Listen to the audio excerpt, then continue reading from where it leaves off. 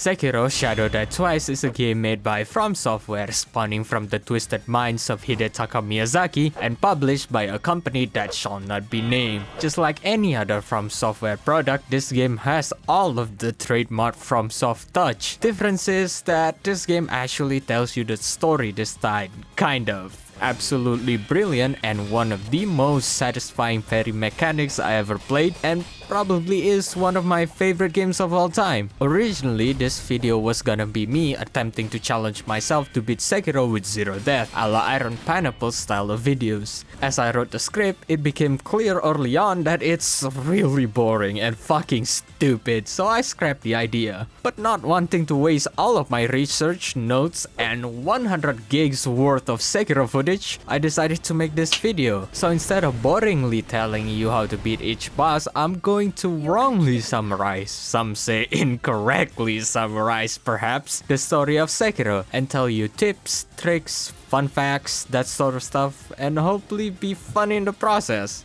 Hopefully. Hopefully, at least I think I'm fun. And now, echoing with the nub, there is souls of man. Is a voice that yells out, time to go. We march with hearts of steel again. I will tell you that the lamb will never yield this day. Lest we fight, defend, even run away. If light may trim the final scene, it just defines a man.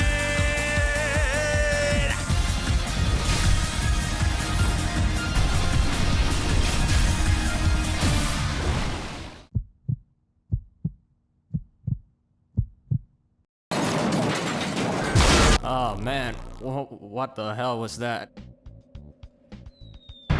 My lord, he's in trouble. I must save him. Welcome to one of the worst tutorials From Software ever made, where it handholds you through an entire section to teach you how to sneak around, ledge grab, and more. Fortunately, Sekiro is as flat as a drywall, so he can easily sneak through these fools. Or not. This is also where you learn the game's newest mechanics, which is eavesdropping. Yes, you can be a little sneaky asshole ninja and listen to private conversation. Can you give me like 5 minutes to jerk off real quick? No. Please. No. Give me 5 minutes No, to crank it, dude. no. My little lord Kuro, I've come to save you. よく来てくれた。 Let's get out of this shit tutorial area. くさび丸。そなたの刀だ。 Arigato, little lord. Now, the worst part of the tutorial truly shine. Fuck, let me explain what.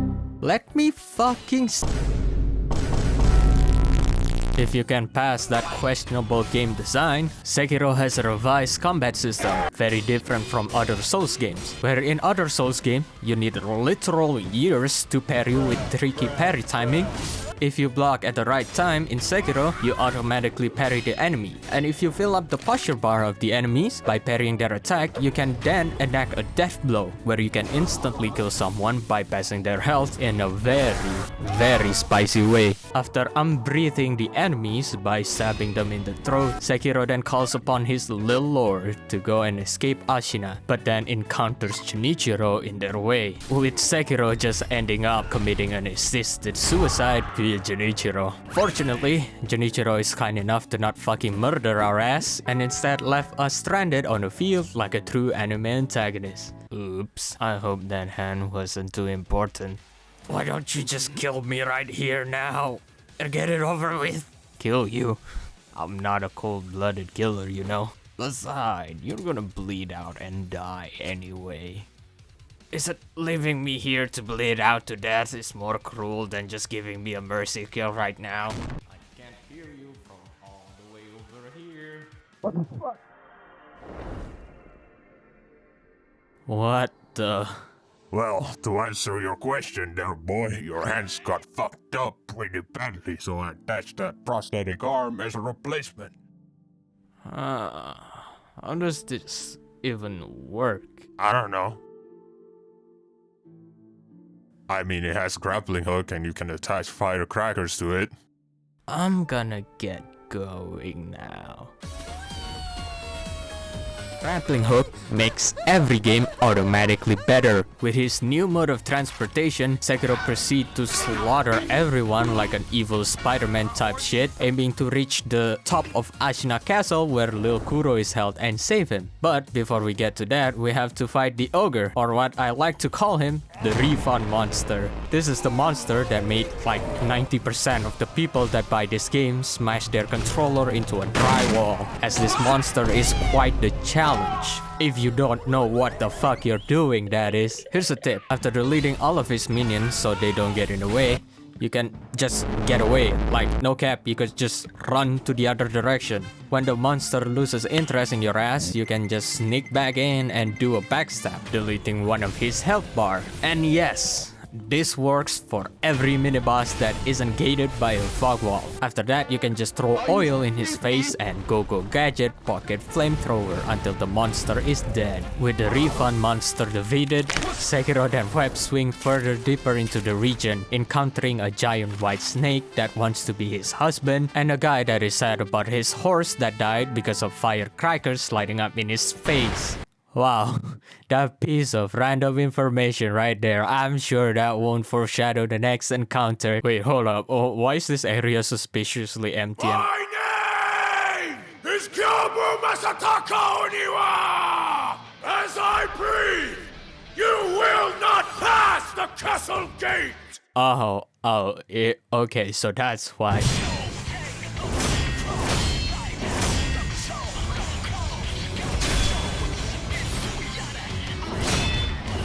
To really keep this brief, because it's already 6 minutes and we haven't even entered Ashina yet, but basically, Gyobu is pretty much here to check your parry skill. He uses a wide arcing attack with long and slow wind-up so the player can get comfortable with the parry timing of the game.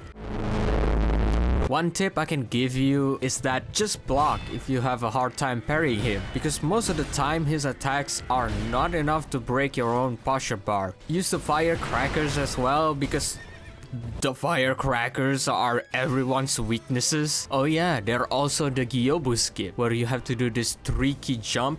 But trust me, this is harder than it looks, and it's legit just easier to beat Gyobu rather than trying this glitch. Father, what happened? 置いたものだ。手当ては良い。この傷では。Don't you worry, father. I will save him. For your sake.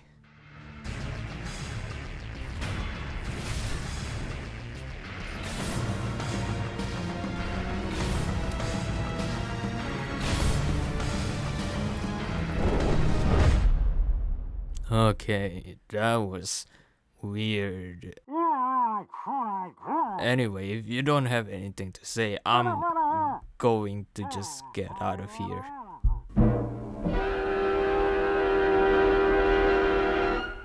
Welcome to the heart of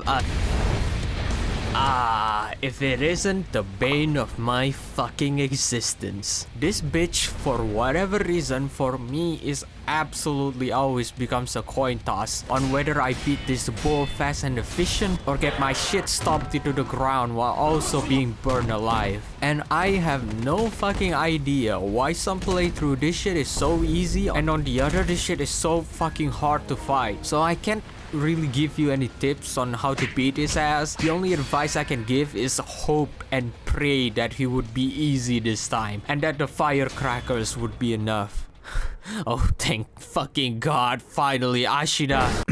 Ashina is the next major area we encounter, the location of which is so nondescript that the only thing we know about it is that it's in Japan somewhere. This whole area acts like a pseudo hub world where Ashina leads to other area that we are gonna explore later on. But for now, let's continue our journey to the top of the towers to save Kuro. To get to the top of the towers, however, you're gonna have to overcome some hurdles, like killing this this samurai dude by a death blow from above like Batman does to the mentally ill criminal in Gotham City every night. You then need to scale the roof of the tower while also avoiding these night charm motherfuckers that are on the way. Even after you enter the tower, you have to beat this absolute cracked out dude high on speed. And when I say speed, I don't mean the one that you snort in the back of a McDonald's dumpster. I mean the kind that you don't see coming. Even after 300 hours, I still have trouble with this dude. So, good luck. And use the umbrella. How's grandfather doing? He's fine. He's built different after all. Kuro, this is your last chance. Give me the power of immortality so I can achieve my true goals. できませぬ。我が忍びなれば、たとえひとたび敗れるとも。 Lord Kuro, I've come to save you, and I'm not planning to lose my arm this time. Speak of the devil, who could have seen this coming? Maybe I'll cut your other arm to teach you a lesson. Ah yes, Junichiro Ashina, the totally not gay for Sekiro samurai dude. In my opinion, the best fight in all of Sekiro. This is the fight where your parrying skill up to this point is fucking tested to the limits. And Junichiro is genetically designed to do so. Using fast and long combo string that can grind your meat in a second if you even miss one parry. And move mix up with subtle cues that will make you blame the game instead of your skill issues. And people say this game isn't a rhythm game. On top of that, this fight has no bullshit gimmicks. There are just two people dueling it out with a sword to the death. This fight truly exemplifies why the combat system in Sekiro is just chef's kiss. The best way to win this fight is to be aggressive. You have to find the rhythm of trading hits, and when you find that rhythm, oh boy, this fight is magnificent.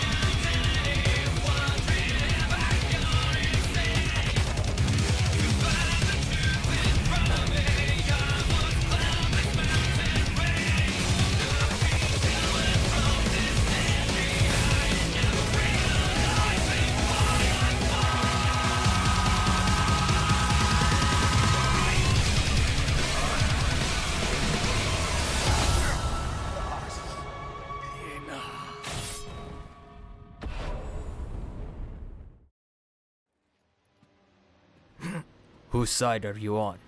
Don't worry, Mr. John Sekiro. I'm on your side.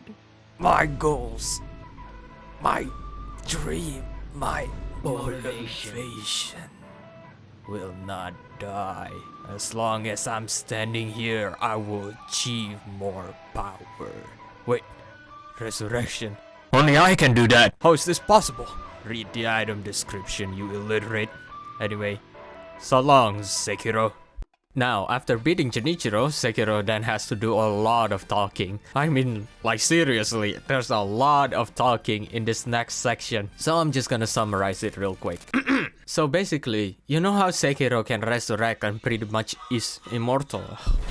Hell. So basically, you know how Sekiro can resurrect and pretty much is immortal, right? Well, this source of immortality comes from Kuro, who is also immortal, which is not the same immortality as the one that Junichiro has. Getting confused yet? Good, that means you're learning. Well, our little Kuro right here wants to remove his immortality because it spread dragon cancer across the population. And to sever the immortality, so to say, we need a couple of stuff first. First off, we need to talk to Ishin about a sword. He might not look like it, but this man is the strongest man in all of Japan. He is built so differently that legit even in his deathbed plagued with illness, the mere knowledge that he is still alive is enough to stop a full-on invasion of Ashina. Yup, this grandpa stopped a full-on war just by existing. But that aside, Ishin pretty much tells us that this sword is located in Senpo Temple, guarded by a bunch of zombie monks. While we... Before that, Sake. Talk to Ishin, Lil Kuro managed to find the rest of the ingredients, that being a lotus and a rock. These two ingredients then will be combined together to create a smell that will coat Sekiro so that he can ascend to the divine realms and get the real ingredients, which are the tears of a dragon. I swear to God, I'm not making that all up.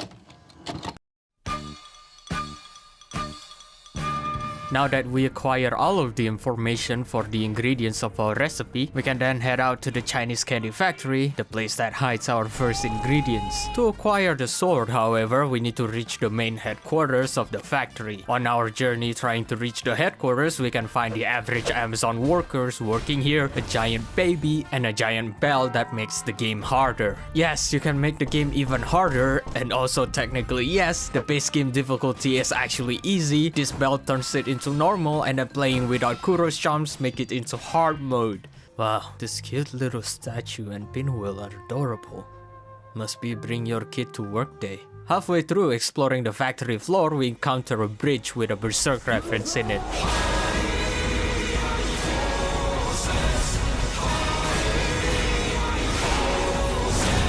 Essentially, the gimmick of this boss is that you deal puny damage to his health bar because of his thick armor that he's wearing. So what you have to do is to destroy his posture bar and death blow him near an edge to throw him off the bridge. Huh. I wonder who Roberto is. With one of many Berserk references dead, we can now progress and eventually arrive at the headquarters of the factory. I guess I'll ring this bell. Wait, these are paintings of monkeys. Well, at least they're paintings and not real because I hate monkeys. Well, hell yeah, another gimmick puzzle boss by From Software, who is known for their well-designed gimmick bosses. I am so excited right now.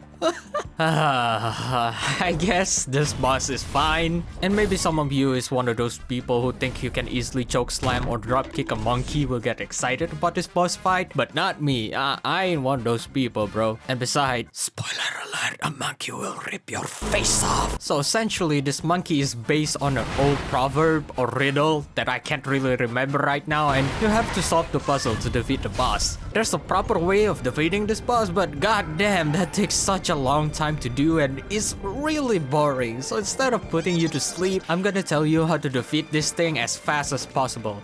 So, what you want to do first is to pop one of the sugar that turns you into a ghost, kill the invisible monkey that will always be here in the same spot at the start, reset the stage with this bell, grapple to this grapple point, then sneak up on the red monkey, grapple to the center tree, and then immediately unload your conceal carry firecrackers into the green monkey and then kill it. Then open this door, go up to the roof, chase the purple monkey into the room with the open door, and then kill him. If you follow the instruction clearly, your dick shouldn't be stuck in the fan. Instead, you will be teleported to the factory headquarters to meet the manager. Hi, I'm here for the magic sword. 何故参られたのですか。 Ah, neat.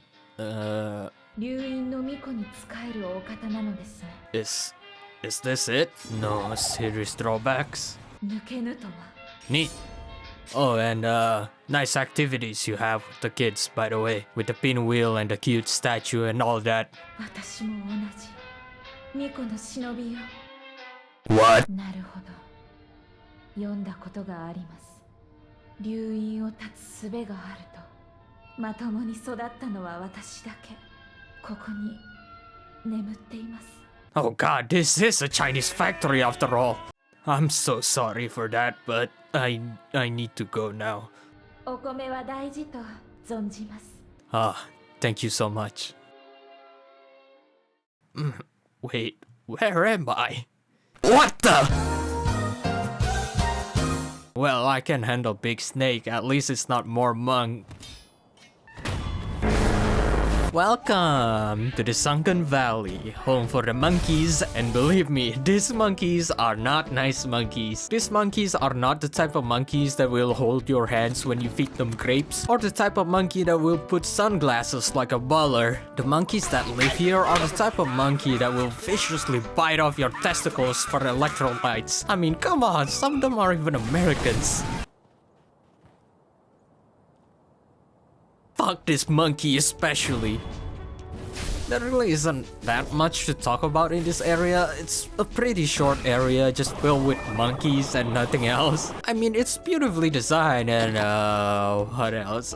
I guess it has a poison swamp in it too, but that's a no-brainer since From Software and poison swamp is just one of those two words that cannot exist without one or the other. Like for example, peanut butter and jelly, or Bloodborne and no PC port, or politician and bad decision making. And just like that, we're already in the boss arena. Like, I'm not kidding, this area is super short. To not drag this transition even further than it already has, let's just talk about Sun Wukong long lost Japanese cousin, shall we? Shirokong here is a batshit insane giant monkey, corrupted by the radioactive waste that the candy factory produces and dumped here in his front door. This fight is insane for a first playthrough, because so far all you did is fight dudes relatively the same size as you and focusing more on parrying their attacks. And From Software decided to say, fuck that shit, go back to dodging like the good old days, bitch. The motherfucker will literally fart and throw his shit at you that deals poison damage. And even then, if you manage to survive through his literal poison doo-doo and his onslaught of attacks, From Software decided to pull a fast one on us. They decided to do a little bit of trolling. They decided to create a small amount of virtual tomfoolery and suddenly resurrect the son of a bitch, making a surprise second phase. Thank fucking god the second phase is so fucking easy if you're halfway decent at parrying. When you parry this attack specifically with the long wind up,